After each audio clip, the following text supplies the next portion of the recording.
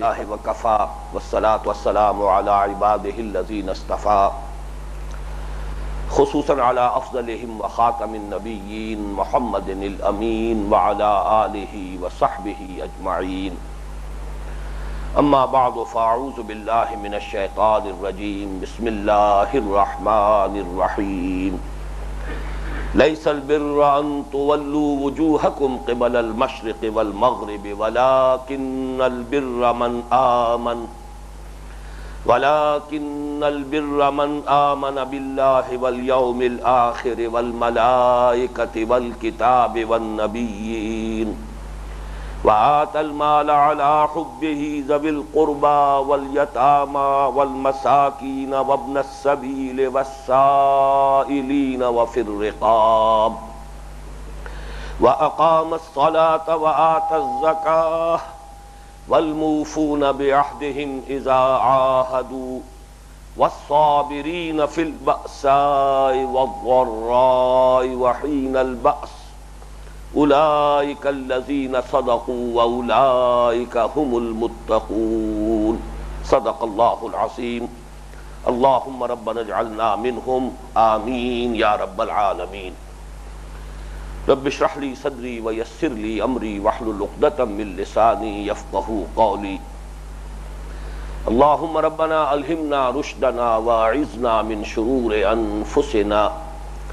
اللهم أرنا الحق حقا وارزقنا اتباعه وأرنا الباطل باطلا وارزقنا اجتنابه. اللهم وفقنا لما تحب وترضى.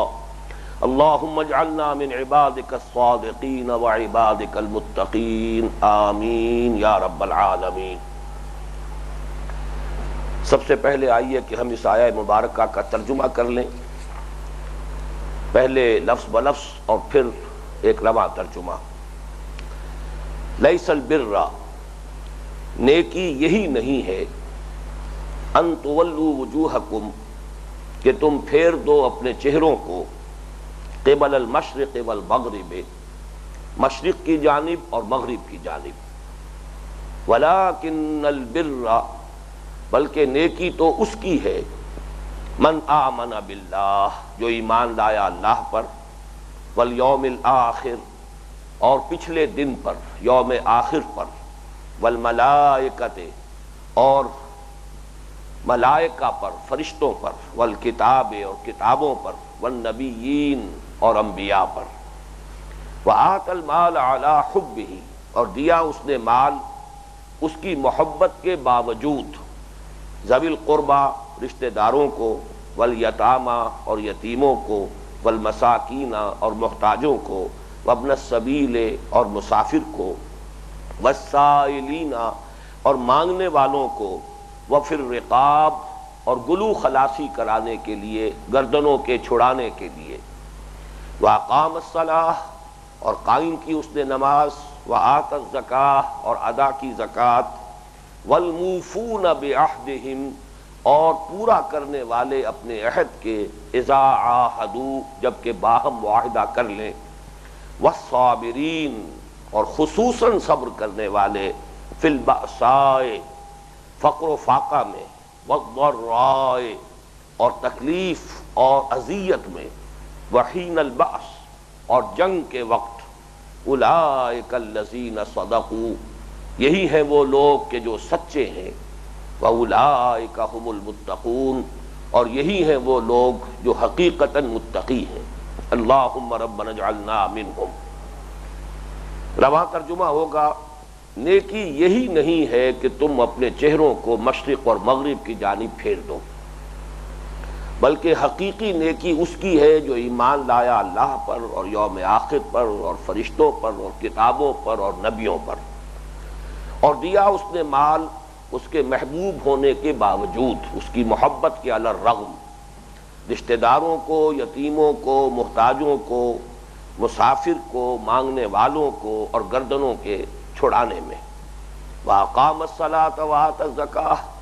اور قائم کی اس نے نماز اور ادا کی زکوٰۃ. وَالْمُوفُونَ بِعَهْدِهِمْ إِذَا عَاهَدُوا، اور پورا کرنے والے اپنے عہد کے جبکہ باہم معاہدہ کر لیں. والصابرین، اور بالخصوص صبر کرنے والے. فی البأساء والضراء وحین الباس، فقر و فاقہ میں، تکلیف اور اذیت میں اور جنگ کے وقت۔ اولئک الذین صدقوا واولئک هم المتقون، یہی ہیں وہ لوگ جو حقیقتاً راست باز ہیں، راست گو ہیں، راست کردار ہیں، اور یہی ہیں وہ لوگ جو حقیقتاً متقی ہیں۔ سورۃ العصر کی طرح اس آیہ مبارکہ کے ضمن میں بھی پہلے 4 تمہیدی باتیں نوٹ کر لیں۔ سب سے پہلی بات یہ کہ یہ ایک آیت ہے، لیکن حجم میں آپ کو معلوم ہے کہ سورۃ العصر سے 3.5 گنا ہے۔ یہ قرآن مجید کی طویل ترین آیات میں سے ہے، اگرچہ بعض آیات جو ہیں وہ اس سے بھی طویل تر ہیں قرآن حکیم میں، بلکہ آیت الدین جو ہے 39واں رکوع میں جو ہے سورہ بقرہ کے تقریباً پورا رکوع اسی ایک آیت پر مشتمل ہے،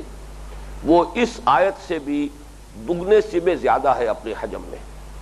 آیت الکرسی بھی تقریباً اس کے لگ بھگ ہے۔ صرف یہ بات نوٹ کرانی ہے جو میں نے سورۃ العصر کے ضمن میں بھی نوٹ کرائی تھی کہ قرآن حکیم میں آیتوں اور سورتوں کے تعیین یہ خالص توقیفی امر ہے، یہ موقوف ہے نبی کے بتانے پر صلی اللہ علیہ وسلم۔ اس میں کسی کے اجتہاد کو کوئی دخل نہیں، کوئی منطق، کوئی اصول، گرامر کے ان میں سے کوئی شے نہیں ہے کہ جو فیصلہ کن ہو آیات کی تعیین میں، سورتوں کی تعیین میں۔ آیتیں نہایت چھوٹی بھی ہیں، والعصر آیت ہو گئی، آیات حروف مقطعات پر بھی مشتمل ہے، حامیم آیت ہو گئی،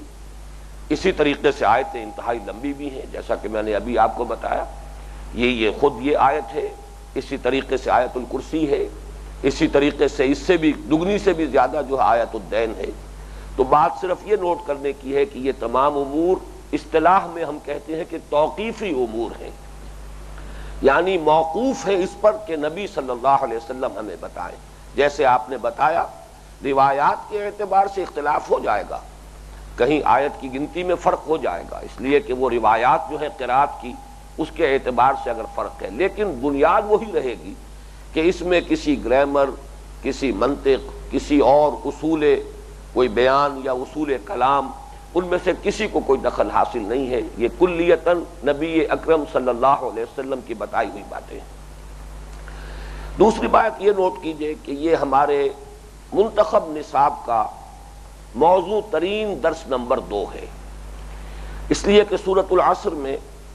انسان کی نجات کی 4 شرائط بیان ہوئی، یا اس کے فوز و فلاح کے 4 لوازم بیان ہوئے: ایمان، عمل صالح، تواصی بالحق، تواصی بالصبر۔ اس آیت میں اب آپ دیکھیے کہ 3 چیزیں تو وہ ہیں ان 4 میں سے جو صراحتاً مذکور ہیں، بلکہ ان میں سے ہر ایک کی قدر تفصیل آئی ہے۔ ایک چیز البتہ ایسی ہے جو یہاں پر محذوف ہے، یا صحیح تر الفاظ میں کہنا چاہیے کہ مقدر ہے، مضمر ہے، چھپی ہوئی ہے۔ یہ بات بعد میں بیان ہوگی کہ یہ کیوں مقدر ہے، کس دلیل کی بنیاد پر یہ کہا جا سکتا ہے کہ وہ بات یہاں پر انڈرسٹوڈ ہے، گویا کہ محذوف ہے، لیکن مراد ہے، مقدر ہے، مضمر ہے، چھپی ہوئی ہے، بیان نہیں ہوئی، لیکن یہ کہ یہاں پر گویا کہ وہ مذکور ہے پوٹینشلی بالقوہ۔ سب سے پہلے نوٹ کیجئے سورۃ العصر میں ایک لفظ آیا الا الذین آمنوا، ایمان۔ یہاں آپ دیکھیے کہ 5 ایمانیات کی تفصیل آ گئی، وَلَٰكِنَّ الْبِرَّ مَنْ آمَنَ بِاللَّهِ وَالْيَوْمِ الْآخِرِ وَالْمَلَائِكَةِ وَالْكِتَابِ وَالنَّبِيِّينَ۔ اس کی بہترین تشبیہ جو میرے ذہن میں کبھی آئی تھی اور بارہا میں نے عرض کی ہے، وہ یہ ہے کہ جیسے سورۃ العصر میں جو لفظ ایمان ہے وہ ایک کلی کے مانند ہے۔ کلی ابھی کھلی نہ ہو تو اس میں پتیاں تو ہوتی ہیں لیکن نمایاں نہیں ہوتی، کلی کھلتی ہے، پھول بنتا ہے، وہ پتیاں نمایاں ہو جاتی ہیں۔ گویا کہ لفظ ایمان میں یہ 5 پتیاں موجود تھیں، لیکن سورۃ العصر میں اس کی حیثیت ایک بند کلی کی تھی، جو کہ اس آیہ مبارکہ میں کھل گئی ہے، اس نے پھول کی شکل اختیار کی۔ تو 5 ایمانیات ہمارے سامنے آئے: ایمان باللہ، ایمان بالآخرہ، ایمان بالملائکہ، ایمان بالکتب، ایمان بالانبیاء و رسل۔ اسی طرح سورۃ العصر میں ایک بہت جامع عنوان تھا وَعَمِلُوا الصَّالِحَاتِ، عمل صالح، بہت گمبھیر، بہت جامع ایک عنوان۔ یہاں اب آپ دیکھیے کہ اس کے 3 ذیلی عنوانات قائم ہوئے۔ سب سے پہلا اور سب سے اہم انسانی ہمدردی، سخاوت، خدمت خلق. اپنا پیسہ اپنا مال جو طبعاً انسان کو مرغوب ہے محبوب ہے اسے خرچ کر سکنا، ضرورت مندوں پر، محتاجوں پر، مساکین پر، یتیموں پر، لوگوں کی تکلیفیں رفع کرنے میں، لوگوں کو بندنوں سے چھڑانے میں، گردنوں کے آزاد کرنے میں، یہ گویا کہ انسانی ہمدردی اور خدمت خلق، یہ پہلا عنوان ہوا. دوسرا عنوان عبادات، وَأَقَامَ الصَّلَاةَ وَآتَى الزَّكَاةَ. یہ عبادات میں سے جو اہم ترین عبادات ہیں نماز اور زکوٰۃ، ان کا تذکرہ ہو گیا. اور تیسرے معاملات انسانی. اب جو بھی ہیومن ریلیشنز ہیں ان سب کا اگر آپ تجزیہ کریں گے تو معلوم ہوگا کہ ان سب کی بنیاد کسی نہ کسی معاہدے پر ہے، چاہے وہ معاہدہ صراحتاً کیا گیا، لفظاً اس کو وجود میں لایا گیا، چاہے وہ امپلائڈ ہے، مقدر ہے، گویا کہ از خود وہ چیز موجود ہے جس کی تفصیل بعد میں آئے گی، لیکن تمام انسانی معاملات کا دار و مدار معاہدے پر ہے. ایفائے عہد ایک ایسی شے ہے کہ اگر وہ کسی معاشرے میں عام ہو جائے تو گویا کہ اسٹریم لائننگ ہو جائے گی تمام انسانی معاملات اور باہمی جو بھی لین دین جس طرح کے بھی تعلقات ہیں آپس کے، ان سب کے اندر حسن اور خوبی پیدا ہو جائے گی اور اس میں سے تمام خرابیاں نکل جائیں گی. لہذا معاملات کے ضمن میں ایفائے عہد. یہ جو تین ذیلی عنوانات میں نے آپ کے سامنے رکھے ہیں ان کی بھی ایک بہترین تشبیہ یہ ہے کہ جیسے ایک تناور درخت ہو اور اس تناور درخت کا جو تنا ہے مین وہ اوپر جا کر تین بڑی بڑی شاخوں میں تقسیم ہو جائے. ایک شکل یہ بھی ہوتی ہے کہ ایک لیول پر ایک شاخ نکل گئی، دوسرے لیول پر پھر دوسری شاخ نکلی ہے، تیسرے لیول پر پھر تیسری شاخ ہے. لیکن کبھی آپ نے دیکھا ہوگا ایسے بھی درخت ہوتے ہیں جس کا کہ مین تنا جو ہے جا کر دو شاخوں میں جو برابر برابر دو شاخیں تقسیم ہو گیا. اسی طرح آپ تصور کیجئے کہ تین شاخوں میں وہ مین جو اس کا تنا ہے وہ تقسیم ہو گیا. یہ تین شاخیں ہیں، انسانی ہمدردی اور خدمت خلق، عبادات اور نمبر 3 معاملات. اس کے بعد جو تیسری چیز سورۃ العصر میں تھی تواصی بالحق، وہ یہاں مذکور نہیں ہے، لیکن جیسا کہ میں نے عرض کیا محذوف ہے، مقدر ہے، مضمر ہے. اس کی دلیل بعد میں سامنے آئے گی. آخری چیز سورۃ العصر میں صبر، وتواصوا بالصبر، تواصی بالصبر. یہاں پھر وہی بات جیسے عمل صالح کے 3 بڑے بڑے ذیلی عنوانات آئے، صبر کے 3 مواقع، والصابرین فی الباساء والضراء وحین الباس. فقر و فاقہ، تنگی، یہ بھوک، اس کو برداشت کرنا. اسی طریقے سے جسمانی اذیت، تکلیف پہنچائی جا رہی ہو، فزیکل پرسیکیوشن ہو رہی ہو، اس میں ثابت قدم رہنا، ڈٹے رہنا. اور سب سے بڑھ کر صبر کا میدان کہ جان ہتھیلی پر رکھ کر میدان میں آ جانا، جان کی بازی لگانے کے لیے انسان تیار ہو، وہاں ثابت قدم رہے، پامردی کا مظاہرہ کرے، بزدلی کا مظاہرہ نہ ہو، انسان پیٹھ دکھا کر نہ بھاگے. تو یہ گویا کہ 3 مواقع صبر ہے، والصابرین فی الباساء والضراء وحین الباس. اور صبر کرنے والے فقر و فاقہ میں، بھوک میں اور تکلیف میں، اذیت میں، کوفت میں اور جنگ کے وقت. اولئک الذین صدقوا واولئک هم المتقون. یہ ہیں وہ لوگ جو سچے ہیں اور یہ ہیں وہ لوگ جو حقیقتاً متقی ہیں. تقویٰ کا دعویٰ کرنا آسان ہے، لیکن یہ کہ تقویٰ کی حقیقت سمجھنی ہو تو یہ ایک پوری انسانی شخصیت کا حیولہ ہمارے سامنے آیا ہے. پورے انسانی کردار کی ایک نقشہ کشی ہمارے سامنے کر دی گئی ہے. یہ ہے راست باز انسان، یہ ہے متقی انسان. اب تیسری بات کی طرف آئیے، اور وہ یہ ہے کہ اس آیہ مبارکہ کا موضوع کیا ہے اور اس کی اہمیت کیا ہے. ظاہر بات ہے ترجمے سے یہ بات سامنے آ چکی ہے کہ اس کا موضوع یہ ہے کہ نیکی کے ایک محدود تصور کی نفی سے بات شروع کی گئی. نیکی یہی نہیں ہے کہ تم اپنے چہرے مشرق اور مغرب کی طرف کر دو، بلکہ نیکی تو اس کی ہے جو ان شرطوں کو پورا کر رہا ہو، جس میں یہ خصائص اور اوصاف موجود ہوں. تو گویا کہ نیکی کی حقیقتاً نیک شخص کون ہے، یہ اس آیہ مبارکہ کا موضوع ہے. اس موضوع کی اہمیت کے بارے میں میں چاہتا ہوں کہ ہم ذرا غور کریں. میرا اپنا تاثر اور میرا جو اپنا تجزیہ ہے وہ تو یہ ہے کہ جس طرح انسان کو اپنی حیات مادی کے لیے، زندگی کو برقرار رکھنے کے لیے پانی اور ہوا کی اور غذا کی ضرورت ہے، اس کے بغیر زندگی کا تسلسل باقی نہیں رہے گا۔ اسی طریقے سے معنوی حیات کے لیے لازم ہے ہر انسان کے لیے کہ وہ نیکی کا کوئی نہ کوئی تصور ضرور اختیار کرے، اس لیے کہ انسان کے اندر ایک شے ہے جس کا نام ضمیر ہے۔ بہت استثنائی حالات ایسے ہوتے ہیں جبکہ یہ ضمیر بالکل مر جائے، گویا کہ انسان کی معنوی موت واقع ہو چکی ہو۔ جب تک اس ضمیر میں کچھ بھی رمق ہے زندگی کی، کچھ بھی اس کے اندر ابھی حرارت باقی ہے، تو انسان کی ایک ضرورت ہے کہ وہ اپنے ضمیر کو مطمئن کرے۔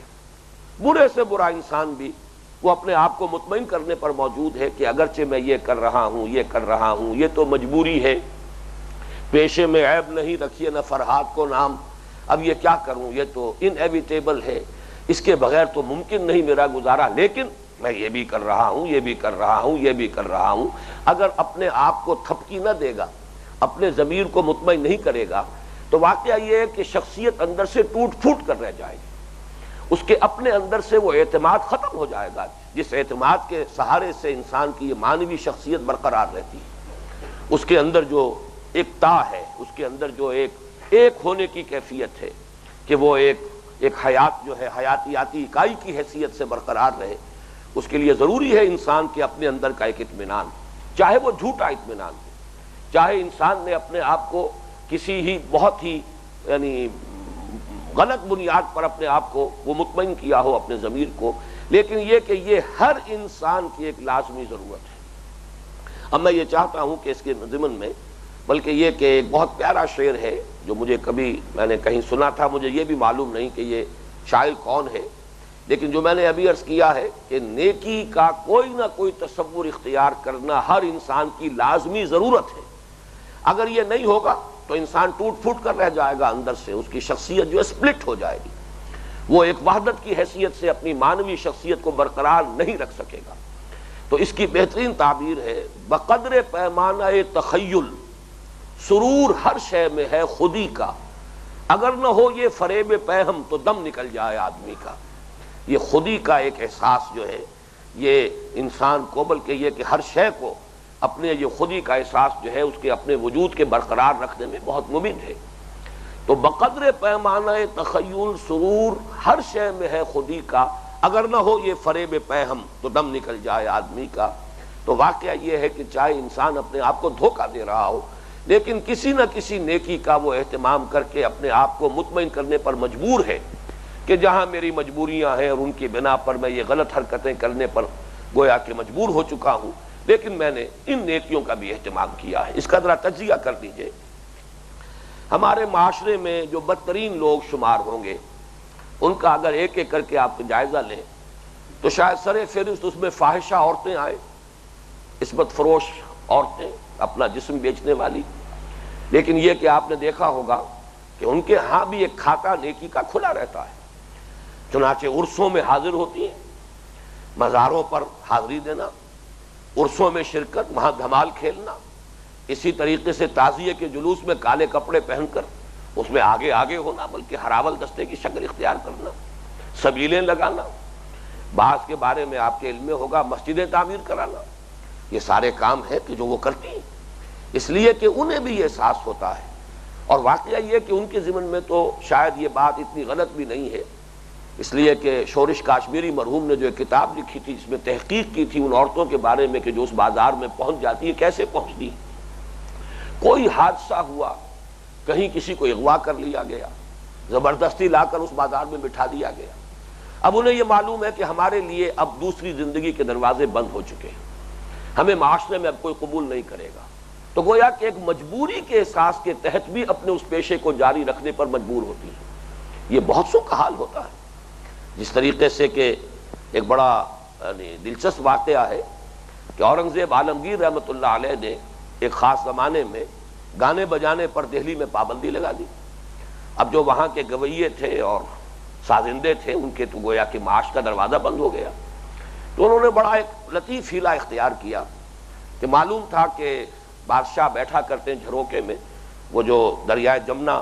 جو محل ہے اور لال قلعہ ہے دہلی کا، اس کے ساتھ سے جمنا گزرتا ہے، جھروکے میں بیٹھ کر بادشاہ فنا وقت جو ہے سیر کرتے ہیں۔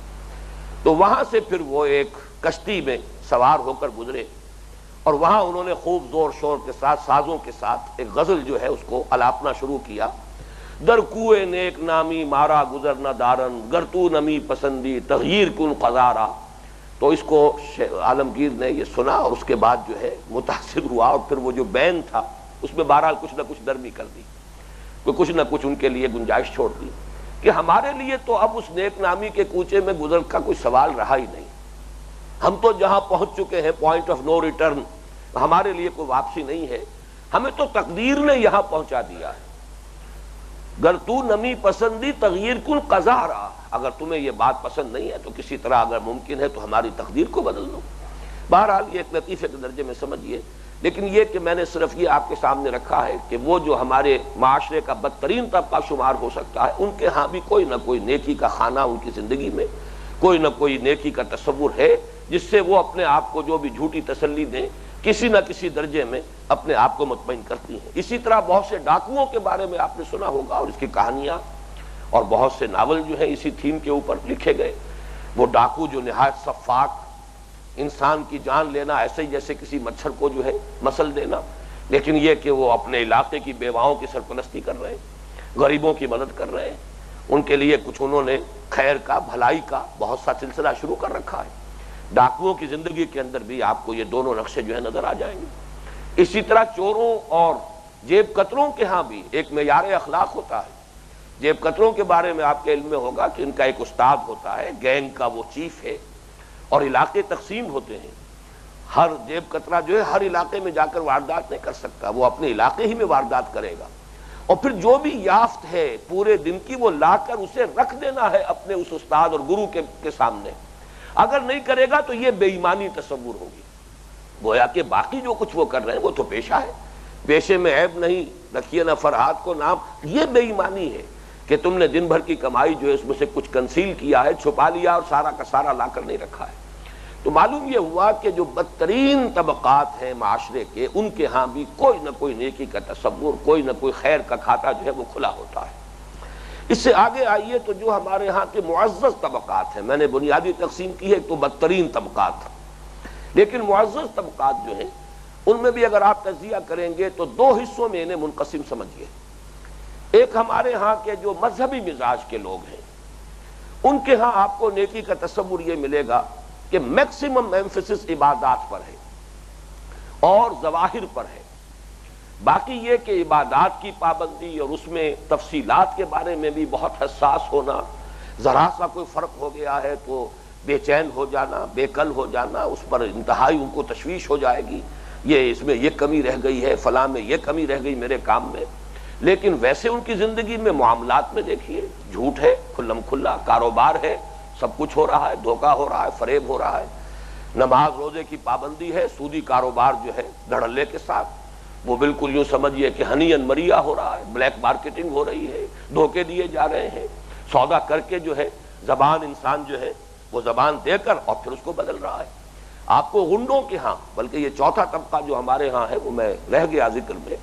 جنہیں آپ کہتے ہیں غنڈے، یہ بستہ الف اور بستہ بے کے غنڈے، جن کے کھاتے کھلے ہوتے ہیں تھانوں میں، ان کے ہاں آپ کو نظر آئے گا کہ ان کے ہاں معیار اخلاق ہے، زبان دے دی ہے اب میں واپسی سے نہیں پھر سکتا۔ جتنا انہیں اپنے عہد کا پاس ہوتا ہے سفید پوش لوگوں کو نہیں ہوتا۔ اسی طریقے سے اگر کہیں راہ چلتے ہوئے دیکھیں آپ کے کسی پر زیادتی ہو رہی ہے، کسی پر ظلم کیا جا رہا ہے، تو مجھ جیسے اور آپ جیسے سفید پوش لوگ جو ہیں وہ وہاں سے دامن بچا کر نکل جانے میں عافیت سمجھیں گے۔ اب کون اس کھکیڑ میں پڑے، کہیں گواہی دینی پڑے گی، کہیں پولیس پرچے میں جانا پڑ جائے گا، 100 چکر ہوں گے، آدمی اپنا دامن بچاتا ہے، نکل جاتا ہے۔ لیکن آپ دیکھیں گے ان گڈوں کو کہ وہ سامنے آ جائیں گے اور وہ اس ظلم کا راستہ روکنے کے لیے تیار ہو جائیں گے۔ تو معلوم ہوا کہ یہ جو چیزیں ہیں ہمارے ہاں مختلف کردار جو پائے جاتے ہیں، ان میں جو یہ نیکی اور بدی کا امتزاج ہے، اس میں خاص طور پر اب جو میں نوٹ کرا رہا تھا کہ دو طبقات شرفاء کے جو ہمارے معزز طبقات ہیں، ان میں ایک طبقہ مذہبی مزاج کے لوگوں کا، ظاہر بات ہے اس میں کچھ ہمارے کاروباری حضرات بھی کچھ نمایاں ہیں، انہی کے چندوں سے اور انہی کے تعاون سے ہماری مسجدیں بنتی ہیں اور ان کے لیے قالین فراہم ہوتے ہیں، اور ہمارے جو دینی ادارے ہیں اور تعلیم گاہیں ہیں ان کے چندوں سے چلتی ہیں، دارالعلوم جو ہے وہ انہی کے تعاون سے چل رہے ہیں۔ ان کے ہاں آپ دیکھیں گے کہ نماز، روزہ، حج، عمرہ، یہ سارے کھاتے پورے، اور اس میں بہت ہی باریک بینی، بڑی حساسیت، لیکن یہ ہے کہ وہ معاملات اخلاق کا معاملہ ہو سکتا ہے کٹھور دل ہو، بخیل ہو، سخت دل ہو، زکوٰۃ تو پوری پوری دے رہے ہو لیکن اس سے آگے جو ہے ہو سکتا ہے کہ مزدور کی مزدوری پوری نہ دے، اور وہاں جو ہے وہ اپنے عہد کو بھی توڑنے پر آمادہ ہوتا ہے۔ پھر یہ کہ اسی میں جب آگے آپ جائیں گے علماء کا طبقہ ہے، علماء کے طبقے میں ظاہر بات ہے کہ یہ عبادات کے ساتھ شغف اور ظواہر دین اور تقویٰ جو ہے ان کا تو اہتمام ہوگا، لیکن ہو سکتا ہے کہ بخل موجود ہو، بلکہ اکثر و بیشتر ہوتا ہے۔ عام طور پر علماء کا طبقہ یہ سمجھتا ہے کہ یہ صدقہ خیرات کرنا دوسروں کا کام ہے، چاہے ان سے کمتر سٹیٹس کا آدمی ہو اسے تو صدقہ دینا چاہیے، خیرات بھی کرنی چاہیے، اس کا تو کام ہے کہ وہ دے، لیکن چاہے ہماری جو حیثیت ہے مالی وہ ان سے بہتر ہے، لیکن یہ چیزیں ہمارے لیے نہیں ہیں۔ یہ تو در حقیقت ہم تو ریسیونگ اینڈ پر ہیں، نہ یہ کہ دینے والا معاملہ جو ہے، بلکہ یہ تو ہمارا کام تو ہے کہ ہم ریسیو کرتے ہیں۔ یہ سارے بڑے تلخ حقائق ہیں جو میں آپ کے سامنے رکھ رہا ہوں، اور اسی وجہ سے در حقیقت ہمارے ان انسٹیٹیوشنز کا وقار اور اعتماد جو ہے وہ ختم ہوا ہے۔ لیکن اس کے برعکس ایک دوسرا طبقہ آپ کو نظر آئے گا، ہمارے ہاں جدید تعلیم یافتہ لوگوں کا طبقہ، ان کا جو تصور ہے نیکی کا، وہ تصور یہ ہے کہ بھائی کام اپنا صحیح کرنا چاہیے، اپنے فرائض صحیح ادا کرنے چاہیے، کسی کو دھوکہ نہیں دینا چاہیے، جو ذمہ داری قبول کی ہے پوری کرنی چاہیے، باقی نماز روزہ یہ تو ذاتی معاملہ ہے، کوئی شخص کر لے گا اپنے لیے کرے گا، نہیں کرے گا تو بہرحال اس کی کوئی کمی رہ جائے گی، لیکن اصل شے جو ہے وہ یہ ہے کہ انسان جھوٹ نہ بولے، انسان کسی کو دھوکہ نہ دے، وعدہ خلافی نہ کرے، کسی کا حق نہ مارے، کسی سے قول و قرار کیا ہے تو اب اس کو پورا کرے، اس میں وعدہ خلافی نہ کرے۔ گویا کہ ان کے ہاں معاملات کی اہمیت زیادہ ہے، کم سے کم نظری اعتبار سے، کم سے کم گفتگو کے اعتبار سے، کہنے سننے میں وہ معاملات کو اہمیت دیں گے، عبادات کو نہیں دیں گے، جبکہ مذہبی طبقات چاہے وہ عوام ہو اور چاہے وہ علماء ہو، ان کے ہاں عبادات اور ان کے ظواہر ان کی اصل اہمیت ہے، باقی چیزیں ہو جائیں تو بہت اچھا ہے، نہ ہو تو کوئی ایسی بات نہیں ہے۔ یہ جو مختلف ہمارے ہاں موجود ہیں نیکی کے تصورات، یہ تو چند ہی میں نے آپ کے سامنے نقشے رکھے ہیں، اگر آپ اس کو مزید تفصیل میں جائیں گے تو اور بھی بہت سے جو ورشنز ہیں نیکی کے وہ آپ کے سامنے آئیں گے۔ اب اس میں بڑی اہمیت ہے اس بات کی کہ معلوم ہو کہ حقیقتاً نیکی کیا ہے، ڈیفائن کیسے کریں، ایک نیک انسان حقیقت میں ہے کیا۔ اس لیے کہ یہاں تو صورت یہ نظر آ رہی ہے، اگر اس آیہ مبارکہ کا جو بھی ایک ترجمہ رواں ہم نے کیا ہے اس سے ایک خاکہ آپ کے ذہن میں بن گیا ہو تو اس سے گویا کہ یہ بات سامنے آئی کہ مختلف طبقات نے نیکی کے حصے بکھرے کر کے تقسیم کر لیے، اڑائے کچھ ورق لالے نے، کچھ نرگس نے، کچھ گل نے، چمن میں ہر طرف بکھری ہوئی ہے داستاں میری، نیکی کا ایک حصہ وہ لے گیا ہے، نیکی کا ایک حصہ یہ لے گیا ہے، اس طریقے سے تقسیم ہو گیا ہے۔ اور یہاں بھی گویا کہ کل حزب بما لدیہم فرحون، ہر طبقہ ہر گروہ کے پاس جو بھی کچھ نیکی کی پونجی ہے، جو ایک جزوی نیکی وہ لے کر بیٹھا ہوا اس پر وہ اترا رہا ہے اور شاداں و فرحاں ہے اور بہت خوش ہے اور مطمئن ہے کہ ہماری جو یہ نیکی جو ہے اس کا کھاتا پورا ہے، اس کا حساب گویا کہ ہمارے ہاں مکمل موجود ہے۔ اور اس کی ایک مثال جو ہے لطیفے کے انداز میں یہ بالکل ایسے ہی ہے کہ جیسے کسی بستی میں ہاتھی آیا، پہلے نہیں آیا تھا تو وہاں لوگ گئے دیکھنے کے لیے، کچھ اندھے بھی تھے، وہ بھی دیکھنے کی خواہش رکھتے تھے، جاننا چاہتے تھے ہاتھی کیسا ہوتا ہے،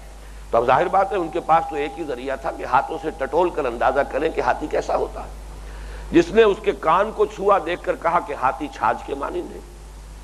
کسی کا ہاتھ اس کے سونڈ پر پڑ گیا، اس نے خوب اچھی طریقے سے اس کو دیکھا، کہا بہت موٹے رسے کے مانند ہے ہاتھی، کسی نے اس کی ٹانگ کو جو ہے وہ ذرا اچھی طریقے سے ٹٹول کر کہا کہ ایک بڑے ستون کے مانند ہے، کسی کا اس کے پیٹ پر اور اس کے جسم کا درمیانی حصہ اس پر ہاتھ، اس نے کہا کہ یہ تو بہت بڑا ڈرم ہے کوئی۔ اس اعتبار سے تصور تو سب نے قائم کیا ہے لیکن محدود تصور۔ اس پس منظر میں واقعہ یہ ہے کہ یہ آیہ مبارکہ بڑی عظیم آیت ہے قرآن حکیم کی کہ اس نے نیکی کے ایک مخصوص محدود تصور کی نفی سے بات شروع کی، اور یہ مخصوص محدود تصور جب ہم اس پر غور کریں گے ذرا گہرائی میں اتر کر تو جو میں نے ابھی گنوایا ہے جو مذہبی تصور ہے، عام طور پر اس میں ریچولزم جو پیدا ہو جاتا ہے، ظواہر کی اہمیت ہو جاتی ہے، روح غائب ہو جاتی ہے، لیکن ظواہر اور ریچولز اور رسم جو ہے، رسم پرستی اس کی شکل اختیار کر لیتی ہے۔ یہ عام ہماری محدود مذہبیت، یہ اس کا ایک مظاہرہ سامنے آیا تھا اس دور میں بھی، اور وہ بہت ہی ہلکے انداز میں، لیکن قرآن مجید کا یہ اسلوب ہے کہ وہاں سے اس بات کو لے کر پھر اس میں جو اصولی رہنمائی دی ہے، تو واقعہ یہ ہے کہ یہ عظیم آیت ابد الآباد تک کے لیے قرآن کے فلسفہ اخلاق اور نظام الاخلاق پر جامع ترین آیت جو ہے وہ ہمیں عطا ہو گئی ایک خاص پس منظر کے حوالے سے۔ چوتھی بات جو سمجھنے کی ہے وہ یہی ہے کہ وہ پس منظر کیا ہے، یعنی ہم یہ کہیں گے جو ٹیکنیکل ٹرم ہے، شان نزول کیا ہے اس آیہ مبارکہ کا، یہ کس سلسلہ کلام میں یہ آیت وارد ہوئی، یہ نیکی کی حقیقت کی بحث چھڑ کیسے گئی۔ ظاہر بات ہے قرآن مجید نازل ہوا ہے ایک خاص دور میں، خاص حالات میں، خاص معاشرے میں، اور اس میں اکثر و بیشتر جو حصے نازل ہوئے ہیں اس کا ایک خصوصی پس منظر ہے، تاریخی واقعاتی حالات کے اعتبار سے۔ تو اس میں دیکھ کر، جیسا کہ میں نے جب تعارف قرآن کے بارے میں گفتگو ہو رہی تھی تو شروع میں تفصیل سے عرض کیا تھا کہ یہ جو تعویل عام اور تعویل خاص ہے، قرآن مجید پر سب سے پہلے غور ہونا چاہیے اس کانٹیکسٹ میں رکھ کر، ٹائم اینڈ سپیس کانٹیکسٹ، جو پس منظر ہے زمان و مکان کا جس میں وہ آیت نازل ہوئی، اس میں رکھ کر غور کیا جائے اس وقت یہ آیت جو ہے کس سلسلے میں وارد ہوئی اور اس کا مفہوم کیا سمجھا گیا۔ اس حوالے سے چوتھی بات اب یہ ہے کہ اس کا کیا سلسلہ کلام تھا، کیا گفتگو تھی، کیا موضوع تھا، کیا بحث تھی جس کے ضمن میں یہ عظیم آیت مبارکہ جو ہے وہ نازل ہوئی ہے۔ اس میں ظاہر بات ہے ہر شخص سمجھ سکتا ہے محض اس رواں ترجمے سے جو ہم کر چکے ہیں کہ اس کے پس منظر میں ہے تحویل قبلہ کا واقعہ۔ تحویل قبلہ کا واقعہ کیا ہے، پہلے تو اسے واقعاتی انداز میں اس کی جو تاریخ ہے اس کو سمجھ لیجئے۔ نبی اکرم صلی اللہ علیہ وسلم جب تک مکہ مکرمہ میں مقیم رہے ہجرت سے پہلے، اس وقت تک ہمیں یہ معلوم ہوتا ہے مختلف روایات سے کہ جب آپ نماز پڑھتے تھے، جب صحن کعبہ میں کھڑے ہو کر نماز پڑھتے تھے تو بالعموم آپ جو جنوبی دیوار ہے اس کو فیس کرتے تھے، یعنی جو رکن یمانی ہے اور دوسری طرف وہ کونا کہ جس میں حجر اسود نصب ہے، ان دونوں کے مابین آپ کھڑے ہوتے تھے کعبے کی طرف رخ کر کے۔ تو یہ چونکہ کعبے کا جنوب ہے، اب گویا کہ استقبال قبلتین ہو گیا از خود۔ اگر نقشہ آپ کے سامنے ہو، ذہن میں ہو، تو آپ کو معلوم ہے کہ ایک تو امیڈیٹلی آپ کے سامنے ہے خانہ کعبہ، اور اسی خط کو آگے لے جائیے تو تقریباً 1000 میل کے فاصلے پر بیت المقدس ہے، وہ قبلہ جو ہے دوسرا وہ بھی سامنے آ گیا۔ استقبال القبلتین، دونوں قبلوں کا رخ کر لینا ایک ہی وقت میں، یہ ممکن تھا مکہ مکرمہ میں، اور حضور اسی کا التزام فرماتے تھے۔ اور یہی وجہ ہے کہ عمرے میں اور حج میں بھی جب طواف کیا جاتا ہے خانہ کعبہ کا تو یہ جو حصہ ہے اس کی خصوصی اہمیت ہے، اس کے لیے خصوصی دعا بھی ہے۔ انہی دو جو ہے ارکان جو ہیں، دو کونے ہیں جن کو چھونا، بلکہ یہ کہ حجر اسود کو تو چومنا یہ مسنون ہے، چومنے کا موقع نہ ملے تو ہاتھ لگا دینا۔ اسی طریقے سے یہ رکن یمانی جو کہلاتا ہے، اس کا بھی استلام جو ہے، اس کو مس کرنا، مسح کرنا، یہ بھی مسنون ہے۔ یہ دونوں اہم ترین رکن ہیں، رکن عراقی، رکن شامی، یہ ہے شمال کی طرف، اور یہ جنوب کی طرف ہے وہ کونا کہ جس میں حجر اسود نصب ہے، اور دوسرا وہ کونا جو کہ گویا کہ جنوب مغرب کی طرف ہے کعبے کے، بلکہ تقریباً جنوب کی طرف ہے، تھوڑا سا مغرب کی طرف، اور وہ ہے رکن یمانی۔ اس کے لیے خاص دعا ہے، ربنا آتنا فی الدنیا حسنۃ وفی الآخرۃ حسنۃ وقنا عذاب النار، جو قرآن مجید میں وارد ہوئی ہے حج کے ضمن میں دعا، وہ خاص طور پر اسی طواف کے اسی حصے میں، ہر شوط میں اس کا اہتمام کیا جاتا ہے کہ اس حصے میں وہ دعا مانگی جائے۔ بہرحال یہ صورتحال جو ہے استقبال قبلتین، یہ اس وقت تک تو ممکن تھی جب تک کہ حضور مکے میں رہے۔ اب جب حضور ہجرت فرما کر مدینہ منورہ تشریف لے آئے، اب یہ ناممکن ہو گیا۔ مدینہ منورہ جو ہے اس کے جنوب میں ہے مکہ مکرمہ یعنی خانہ کعبہ، اور شمال میں ہے یہ بیت المقدس یروشلم۔ اب تو ایک ہی قبلے کی طرف رخ ہو سکتا ہے، ظاہر بات ہے کہ بیک وقت دو قبلوں کی طرف رخ ممکن نہیں۔ اب یہاں یہ بات صراحتاً تو مذکور نہیں ہے، لیکن یہ کہ اندازہ یہی ہوتا ہے قرآن مجید کے جو انداز بیان ہے، اسلوب بیان سے، کہ اللہ تعالیٰ کے خصوصی حکم کے تحت، خصوصی رہنمائی کے تحت حضور نے اب رخ کیا بیت المقدس کی طرف۔ اس میں بڑی حکمتیں بھی ہیں، عملی اعتبار سے بھی اس کے بڑے فوائد ہوئے، لیکن اس وقت ظاہر بات ہے وہ موضوع نہیں ہے میرا، لیکن یہ کہ تاریخی اعتبار سے یہ نوٹ کر لیجئے کہ 16 مہینے تک حضور نے یروشلم کی طرف یعنی بیت المقدس کی طرف، مسجد اقصیٰ کی طرف رخ کر کے نماز پڑھی۔ اگرچہ قرآن مجید ہی سے 17واں رکوع جو ہے سورہ بقرہ کا معلوم ہوتا ہے کہ حضور کو بھی بہرحال طبیعت پر یہ بات گراں گزر رہی تھی. معلوم ہوتا ہے کہ اگر طبیعت پر گراں گزر رہی تھی تو یقیناً کوئی حکم تھا اللہ کا جس کے تحت ایسا کیا ہے. اور یہ فرمایا بھی ہے وَمَا جَعَلْنَا الْقِبْلَةَ الَّتِي كُنْتَ عَلَيْهَا إِلَّا لِنَعْلَمَ مَن يَتَّبِعُ الرُّسُولَ مِمَّن يَنقَلِبُ عَلَىٰ عَقِبَيْهِ. ہم نے جو مقرر کیا تھا یہ قبلہ تو اس لیے مقرر کیا تھا کہ ہم دیکھ لیں، تمیز ہو جائے ان لوگوں میں کہ جو رسول کا اتباع کرتے ہیں ہر حال میں، اور ان لوگوں میں کہ جو اپنی ایڑیوں کے بل مڑ جانے والے ہیں، کہ جن کے اندر عصبیت جو ہے مقامی مکی ہونے کی نسبت سے اگر عصبیت زیادہ تھی اور آبائی نسبت جو ہے حضرت ابراہیم علیہ السلام سے اس کے حوالے سے خانہ کعبہ کی عصبیت زیادہ تھی، تو ان پر تو ظاہر بات ہے بہت بڑا شاق معاملہ گزرا ہے. یہ 16 مہینے تک خانہ کعبہ کی طرف پشت کر کے اور بیت المقدس کی طرف رخ کر کے نماز پڑھی جائے تو یہ ایک بڑی آزمائش تھی جو اللہ تعالیٰ نے کی ہے. بہرحال اس کے بعد پھر حکم آیا قد نرى تقلب وجهك في السماء فلنولينك قبلة ترضاها فول وجهك شطر المسجد الحرام. اے نبی ہم دیکھتے رہے ہیں آپ کے چہرہ مبارک کا بار بار آسمان کی طرف اٹھنا، آپ کو انتظار تھا تحویل قبلہ کے حکم کا، وہ ظاہر ہو رہا ہے ان الفاظ سے. تو اب ہم پھیر دیتے ہیں آپ کو، رخ آپ کا تبدیل کیے دیتے ہیں اسی قبلے کی طرف جو آپ کو پسند ہے. فول وجهك شطر المسجد الحرام، تو اب اپنا رخ کر لیجئے مسجد حرام کی طرف. یہ تحویل قبلہ ہوا. اور یہ واقعہ بھی دلچسپ ہے کہ حضور اس وقت مدینے سے باہر ذرا فاصلے پر کسی جگہ پر، جیسے ہمارے ہاں ہوتے ہیں کہیں 2-4 گھر ہیں، کوئی کھیت ہے، باغ ہے، اس کے اندر ہی کوئی 2-3 گھر بن گئے ہیں، ایسی ہی کوئی جگہ تھی جہاں آپ کھانے پر مدعو تھے، اور کھانے کے بعد ظہر کی نماز آپ ادا کر رہے تھے جو بھی آپ کے ساتھ تھے وہاں صحابہ میں سے. اس وقت عین نماز کی حالت میں یہ آیت نازل ہوئی فول وجهك شطر المسجد الحرام، اور نماز کی حالت ہی میں آپ نے تحویل کی ہے، رخ بدل لیا ہے اسی جگہ پر. اسی لیے وہاں اب جو ہے مسجد القبلتین یہ تعمیر کی گئی ہے نشانی کے طور پر کہ یہ وہ جگہ ہے.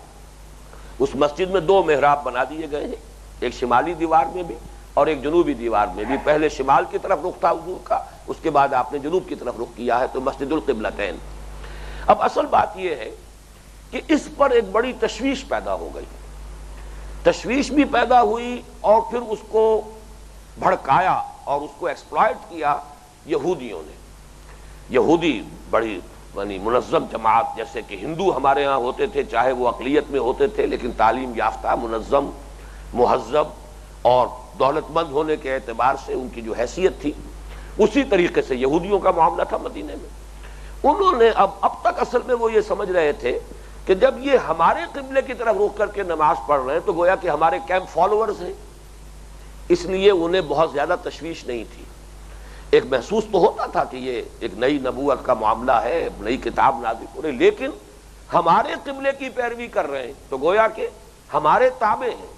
ہمارے کیمپ فالوورز ہیں. اس اعتبار سے انہیں کسی درجے میں کچھ اطمینان تھا، کچھ احساس تھا کہ ہمیں کوئی خطرہ نہیں ہے، ہمارے لیے کوئی اندیشہ نہیں ہے. اب جب قبلہ تبدیل ہو گیا تو ان کے کان کھڑے ہوئے کہ یہ تو بالکل کوئی نئی ایک تنظیم ہو رہی ہے، نئی تشکیل ہو رہی ہے، نئی امت ہے جس کا مرکز علیحدہ، جس کا قبلہ اب جدا ہو گیا ہے، مختلف ہو گیا ہے. تو اس سے جو ان کے کان کھڑے ہوئے اور انہیں موقع مل گیا کہ جو مذہبی تباہ ہوتے ہیں وہ چونکہ بہت حساس، جیسا کہ میں نے عرض کیا، مظاہر سے ان کی حساسیت کا معاملہ بہت شدید ہوتا ہے. تو بہت سے ہمارے صحابہ کے ذہن میں بھی یہ تشویش پیدا ہوئی کہ یہ 16 مہینے جو ہم نے نمازیں پڑھی ہیں، اگر قبلہ اصل یہ تھا تو اس کا مطلب تو یہ ہوا کہ پھر وہ ہماری نمازیں ضائع ہو گئی. یہ تشویش اس حد تک ہوئی ہے کہ وہیں 17ویں رکوع کے اندر یہ بھی فرمایا گیا وَمَا كَانَ اللَّهُ لِيُضِيعَ إِيمَانَكُمْ. اب اے مسلمانوں اس میں تشویش محسوس نہ کرو، اللہ تمہارے ایمان کو ضائع کرنے والا نہیں ہے. یعنی چونکہ نماز تو اہم ترین ستون ہے دین کا، رکن رکین ہے، رکن اعظم ہے، الصلاۃ و عماد الدین. تو تشویش یہ ہوئی کہ اگر یہ غلط رخ پر تھی ہماری یہ 16 مہینے کی نمازیں تو یہ نمازیں ضائع ہو گئیں،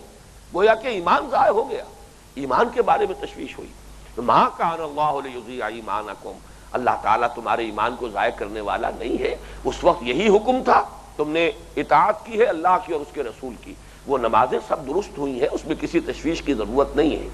اب یہ حکم ہے، اب ادھر رخ کرو. اصل معاملہ تو ہے اللہ اور اس کے رسول کا حکم ماننا. اصل مسئلہ یہ نہیں ہے کہ رخ کون سا ہے. اس ضمن میں اب نوٹ کیجئے کہ یہ تشویش جس درجے ہوئی اور اس کو جس درجے ایکسپلائٹ کیا یہود نے، اس کا آپ کو اس سے اندازہ ہوگا کہ قرآن مجید نے کس شد و مد کے ساتھ، آج ہمیں تو محسوس ہوتا چھوٹا سا واقعہ تھا، کوئی سی بڑی بات تو نہیں تھی، کتنے شد و مد کے ساتھ اس واقعے کو قرآن مجید نے ڈسکس کیا ہے۔ پہلے تو آپ نوٹ کیجئے کہ دوسرے پارے کے پہلے 2 رکوع، سورہ بقرہ کا رکوع نمبر 17، رکوع نمبر 18، پورے کے پورے 2 رکوع اسی موضوع پر ہیں۔ سَيَقُولُ السُّفَهَاءُ مِنَ النَّاسِ مَا وَلَّاهُ مَنْ قِبْلَتِهِمُ الَّتِي كَانُوا عَلَيْهَا، یہ تیوری بتا رہے ہیں کہ ان قریب کہیں گے یہ لوگ احمق لوگ اور نادان لوگ، اور یہ لوگ جو ہیں طرح طرح کے یہ اشغلیں چھوڑیں گے، شوشے چھوڑیں گے مسلمانوں کو پریشان کرنے کے لیے، تشویش میں مبتلا کرنے کے لیے۔ تو یہ 2 رکوعوں میں کتنی تکرار کے ساتھ بات آئی ہے، اس سے در حقیقت اندازہ ہو سکتا ہے کہ اس وقت یہ معاملہ کس درجے اہمیت کا حامل تھا۔ بلکہ اس سے بھی آگے بڑھ کر آپ کو قرآن مجید کا ایک اور اسلوب معلوم ہوگا کہ اس بحث کا آغاز کیا گیا 2 رکوع قبل۔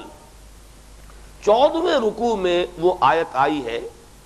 کہ آیت نمبر 115 ہے سورہ بقرہ کی، وَلِلَّهِ الْمَشْرِقُ وَالْمَغْرِبُ فَأَيْنَمَا تُوَلُّوا فَثَمَّ وَجْهُ اللَّهِ إِنَّ اللَّهَ وَاسِعٌ عَلِيمٌ۔ مشرق اور مغرب سب اللہ کے لیے ہے، جدھر بھی تم رخ کرو اللہ ہی کا رخ ہے۔ اللہ تعالیٰ بہت وسعت والا ہے اور ہر شے کا جاننے والا ہے۔ بلکہ ایک آدمی حیران ہوتا ہے، وہاں جو ہے کوئی سیاق و سباق ہے نہیں ایسا، ابھی کہیں گفتگو ہو نہیں رہی تھی قبلے کے بارے میں، لیکن قرآن کا اسلوب یہ ہے کہ ایک موضوع جس پر آگے جا کر تفصیلاً گفتگو کرنی ہے، ایک بنیادی رہنمائی پہلے دے دی جائے تاکہ غور کرنے والے لوگ، سوچ و بچار کرنے والے لوگ، اولو الالباب لوگ، ہوش مند لوگ، وہ تو گویا کہ اشارے ہی سے بات سمجھ لیں اور وہ بات ان کے لیے اپنی ذہنی سطح کے اعتبار سے کفایت کر جائے۔ تو للہ المشرق والمغرب، یعنی یہ نہ سمجھو کہ یہ جو قبلہ کوئی معین ہوتا ہے تو اللہ تعالیٰ اس قبلے اس سمت میں محدود ہے، معاذ اللہ۔ اللہ تعالیٰ تو ہر سمت میں ہے، اللہ کسی سمت میں محدود نہیں، وہ مکان سے، مکانیت سے، جسم سے، جسمانیت سے، سمت سے، ہر شے سے اعلیٰ ہے، عرفہ ہے، منزہ ہے۔ اس اعتبار سے یہ تو صرف ایک انتظامی معاملہ ہے، یکسانی پیدا کرنے کے لیے کہ لوگ جو ہیں وہ صرف ایک ہی سمت میں ایک ہی صف باندھی ہوئی ہو، یہ نہ ہو کسی کا رخ ادھر ہے کسی کا رخ ادھر ہے، کوئی مغرب کی طرف کوئی مشرق کی طرف، اس کے لیے یکسانی پیدا کر دی گئی۔ اس کے لیے اللہ تعالیٰ اپنے شاعر میں سے کسی بھی شعیرے کو معین کر دے۔ باقی یہ کہ بہرحال جیسے کہ غالب نے کہا اور بہت خوبصورت انداز میں کہا ہے کہ ہے پرے سرحد ادراک سے اپنا مسجود، قبلے کو اہل نظر قبلہ نما کہتے ہیں۔ یہ تو کعبہ بھی ہمارا مسجود نہیں ہے، بلکہ یہ تو در حقیقت ہمارا مسجود تو اللہ ہے پرے سرحد ادراک سے اپنا مسجود، قبلے کو اہل نظر قبلہ نما کہتے ہیں۔ یہ تو در حقیقت ہمارے لیے ایک ڈائریکشن ہے جو متعین کر دی گئی۔ باقی مشرق، مغرب، شمال، جنوب سب سمتیں اللہ کی ہیں۔ للہ المشرق والمغرب فأینما تولوا فثم وجہ اللہ، جدھر بھی تم رخ کرو گے اللہ ہی کا رخ ہے۔ ان اللہ واسع علیم، یقیناً اللہ تعالیٰ بہت وسعت والا ہے اور ہر شے کا جاننے والا ہے۔ یہاں گویا کہ گفتگو کر کے صرف ایک اشارہ دے کر بات ختم کر دی گئی۔ اس کے بعد پھر 2 رکوعوں کے بعد 15واں اور 16واں رکوع درمیان میں سے نکلا، پھر 17واں اور 18واں رکوع پورا کا پورا اسی تحویل قبلہ پر، جیسا کہ میں عرض کر چکا ہوں۔ اس کے بعد پھر 3 رکوع چھوڑ دیے گئے، چنانچہ 19واں، 20واں، 21واں 3 رکوع ختم ہو کر پھر یہ آیت پھر آ رہی ہے، آیت نمبر 177، یہ 22ویں رکوع کی پہلی آیت ہے۔ اس کو میں کہا کرتا ہوں یہ گویا کہ کلین اپ آپریشن ہے۔ اگر کوئی تھوڑا بہت اثر اب بھی رہ گیا ہو، کسی کے ذہن میں کوئی تشویش ہو، کسی کو اب بھی اطمینان نہ ہو رہا ہو، تو اس کی صفائی کے لیے، وہ تمام شبہات کو ختم کرنے کے لیے موپنگ اپ آپریشن جسے کہا جاتا ہے ملٹری کی اصطلاح میں، یا کلین اپ آپریشن آج کل جو لفظ استعمال کرتے ہیں، کہ اس مسئلے میں اگر کوئی تشویش باقی رہ گئی ہو، کوئی ریزیڈول اثر ابھی ہو، تو اس کو صاف کر دیا جائے۔ لَيْسَ الْبِرَّ أَن تُوَلُّوا وُجُوهَكُمْ قِبَلَ الْمَشْرِقِ وَالْمَغْرِبِ، نیکی یہی نہیں ہے کہ تم اپنے چہرے مشرق و مغرب کی طرف کر دیا کرو۔ وَلَٰكِنَّ الْبِرَّ مَنْ آمَنَ بِاللَّهِ وَالْيَوْمِ الْآخِرِ۔ اس پر جو ہے فارسی کا ایک مصرع جو ہے بہت راست آتا ہے کہ سخن شناس نئی دل برا خطائی جاست، تمہاری تشویش اگر اب بھی کوئی باقی ہے تو تم نے بات کو سمجھا نہیں ہے، نیکی کی حقیقت تم پر واضح نہیں ہوئی ہے، تم صرف ظواہر اور مظاہر میں الجھ کر رہ گئے ہو، ورنہ اصل نیکی کی حقیقت کو سمجھ لو گے تو یہ ساری تشویش از خود رفع ہو جائے گی۔ گویا کہ 4 بنیادی باتیں ہیں جو اس سورہ جس آیت مبارکہ کے بارے میں عرض کرنی تھی۔ اب ہم اگلی نشست میں انشاءاللہ اس کے ایک ایک حصے پر گفتگو شروع کریں گے۔ بارک اللہ لی ولکم فی القرآن العظیم ونفعنی وإیاکم بالآیات والذکر الحکیم۔